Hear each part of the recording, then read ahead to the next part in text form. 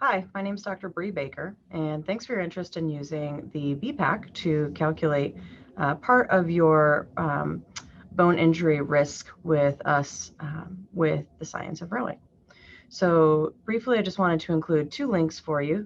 The first link is the application download and questionnaires, and then the second link is to the original research publication. Now you can see that we are actually on the BPAQ homepage. First, you can download the questionnaire, which we'll go through briefly in this video. And then second, you'll see that there is a 32-bit application and a 64-bit application. Most of us are probably using 64-bit, so that's the one we're going to download by double-clicking.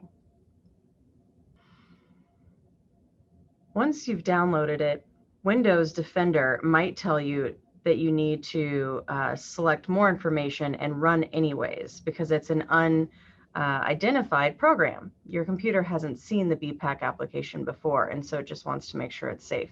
So go ahead and select more information and run anyways. You'll then find the file in your downloads folder, and you'll see that it is a zipped file. So go ahead and right-click it, go to Extract All, and select where you'd like to send it. I'm going to send it out to my desktop just so it's easy. Now my desktop's a little messy, but you can see that the folder has extracted to right here. So when we open it, on the inside, we'll go to Setup, double click it,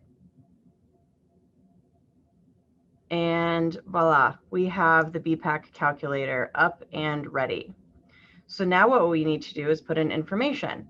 In order to get the information, you first have to have yourself or your participant or anyone who's interested in getting these numbers fill out the forms.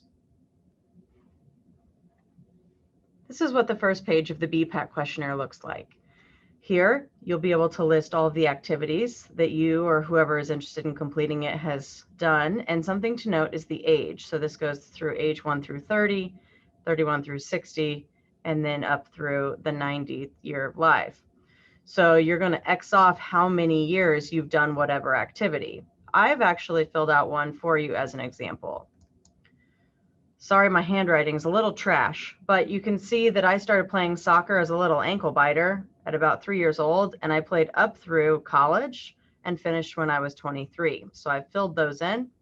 I also played basketball from a young age and finished in high school, and then started weightlifting from about age 18 to my current age at 33. So we're going to take this information and we're going to plug it into the calculator. Additionally, it's important that you fill out the second page of the questionnaire down at the bottom that asks, what have you been doing the last 12 months? So during COVID, all I've been doing is trying to walk for about an hour, hour and a half every day, about 4 days a week. So now let's hop into the calculator and see how to use it. Okay, now that we're in the calculator, let's plug in our activities. Current activities of the last 12 months. Well, I've been rather sedentary like a lot of folks. So I've been walking about 4 times a week. And then I can select a subcategory, hiking, things like that. Mine has definitely been leisure walking. So I click add and it goes into the box. Now we get to go for past childhood activities from 0 to 15 years of age. Now, if you recall, I played basketball and soccer as a kid, so we'll fill those in. Now, when you look for soccer, you don't see it off the bat. So you're going to have to become a little familiar with the options within the program. So soccer is bat and ball sport, I think. And then we can select the subcategory. Oh, no, messed it up. So you'll have to work through that. Football, there it is. And soccer. And I played from age 3 to up to 15. So that's 12 years. Go ahead and add that. I also played basketball during this time.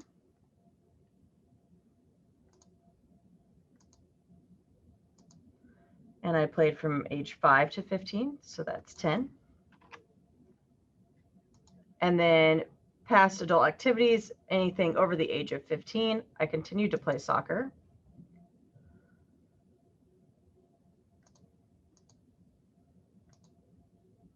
From age 15 to age 23, I also continued to play basketball.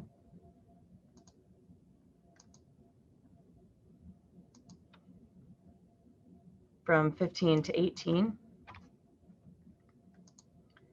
And I began weightlifting at this time. Started in college. And it was pretty heavy in college, to be honest. So from about 18 to 23, I lifted rather heavy.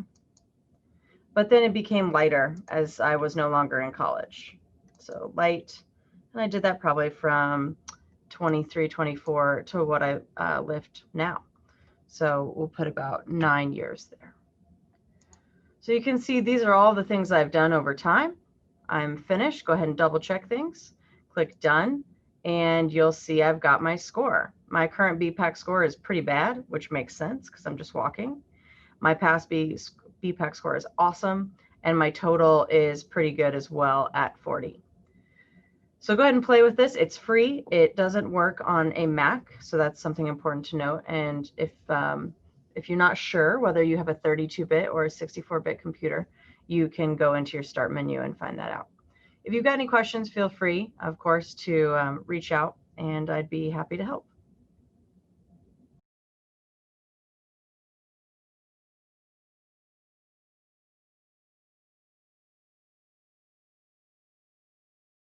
You're in the home stretch of being able to calculate your rib injury prediction score.